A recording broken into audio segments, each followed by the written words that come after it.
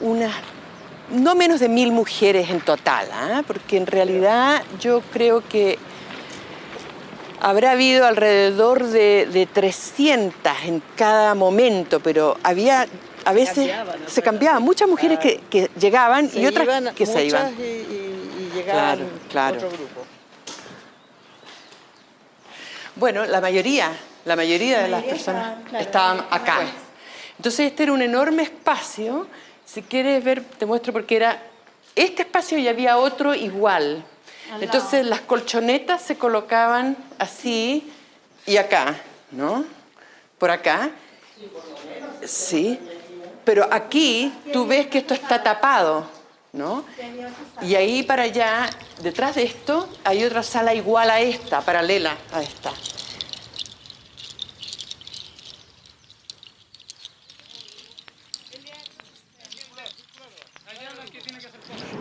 Hubo mucho abuso de violencia contra las mujeres, de abuso sexual, de manoseo, de denigrarla en su físico, en su integridad.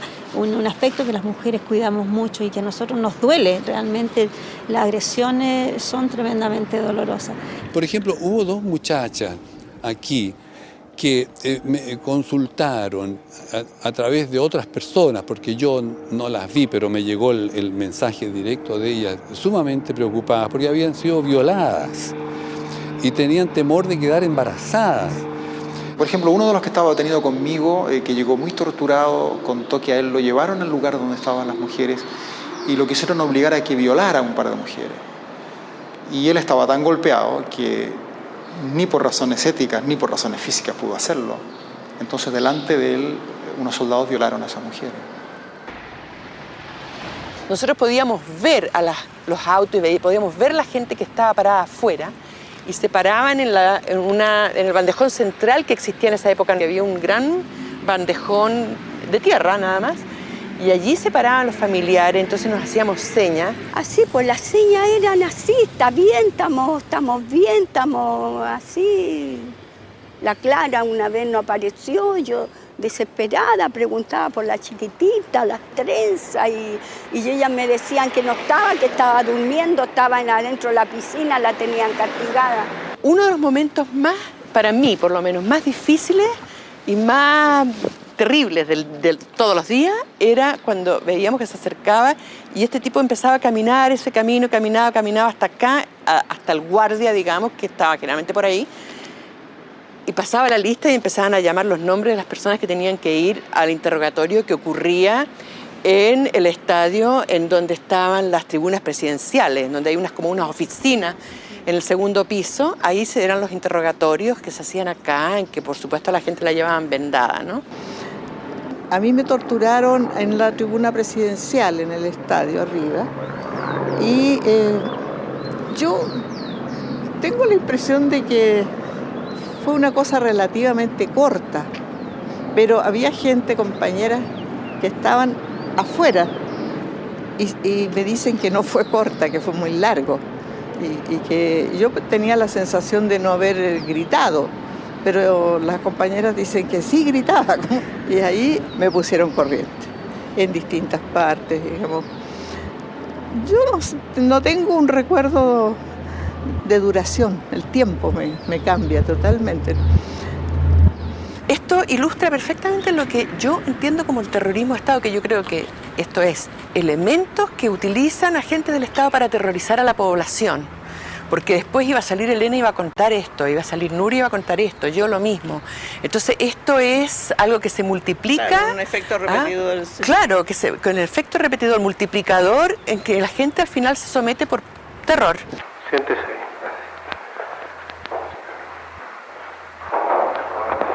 ¿Cuál es su nombre? Richard Elías Mesa Báez. ¿Usted no es militante de ningún partido de izquierda, me dice? No. No soy militante de ningún partido. Ni izquierda ni derecha. Ni izquierda ni derecha. ¿Su padre es de algún partido político? No, mi padre no. Léalo, fírmelo.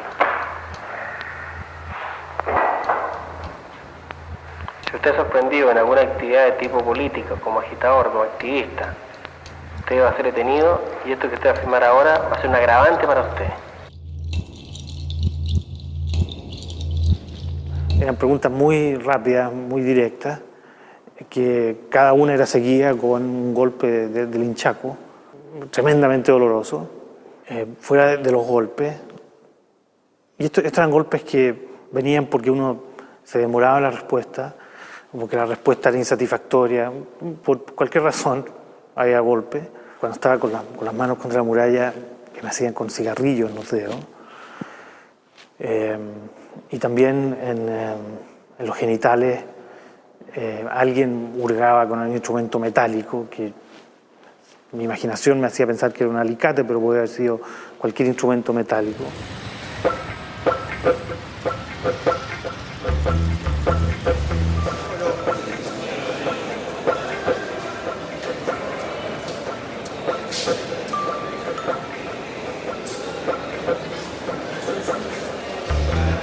¿Nunca participó en ningún tipo de tortura? En ninguna, nunca. Y reitera de que nunca supo de que existiera tortura en el Estadio Nacional. Por supuesto que después se supo que hubo, y me enteré de ello. ¿Cuándo se enteró? Unas pocas semanas, meses después. Por lo menos identifiqué dos. Una la identifiqué después por una asociación de una cara que yo había visto circular por el estadio con una voz que sentí, que escuché dentro de la sesión de interrogatorio. Entonces después, cuando yo escuchaba esa voz, sabía qué cara era. Y era una cara de una persona completamente normal. Tan normal que una persona que después vi en los diarios como una persona que se desempeñaba en la empresa privada, salía en la página social del Mercurio. Y luego esta otra persona que identifiqué directamente, que vi su rostro, que no se me olvidó más hasta que lo vi muchos años después.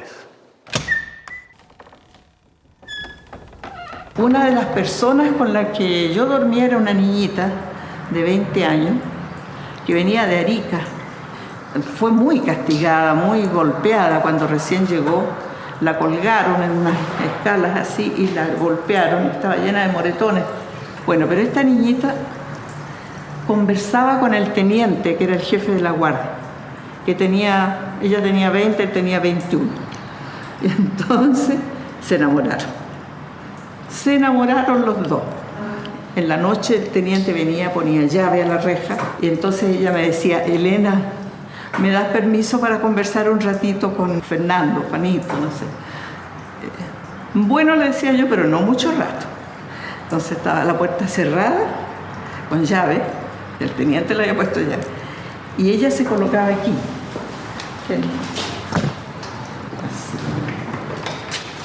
Ahí, en este pedacito se ponía ella, y aquí pololeaban a través de la reja. Entonces yo le veía los puros pies.